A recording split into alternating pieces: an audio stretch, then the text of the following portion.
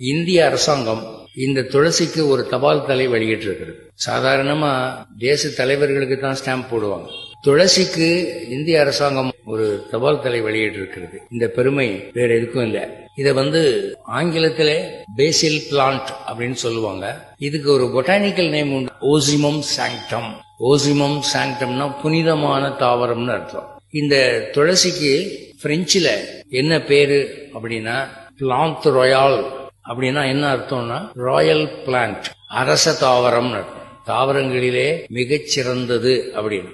இந்த துளசி மதிக்கப்படாத நாடு உலகில் எதுவும் இல்லை. அலெக்சாண்டர் காலத்துல கூட அவங்க நாட்டுல கிரீஸ்ல துளசி மதிக்கப்பட்டிருக்கிறது.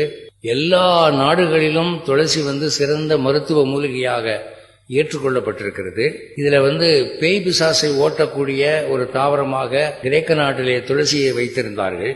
அப்புறம் சம்ஸ்கிருதத்துல என்ன சொல்லுதுன்னா, ஒரு பசு, ஒரு துளசி இலை, ஒரு வேதங்கற்ற பிராமணன், ஒரு அரசமரம், கங்கை நதி, இந்த 5ம் சமமானவை அப்படின்னு.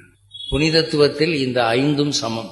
அதனால துளசி இலை கீழே கிடந்தா அதை மிதிச்சுட்டு போறாங்க பாருங்க, அவங்க பெரிய பாவத்தை சம்பாதித்துக் கொள்கிறார்கள். அதை செய்யக்கூடாது.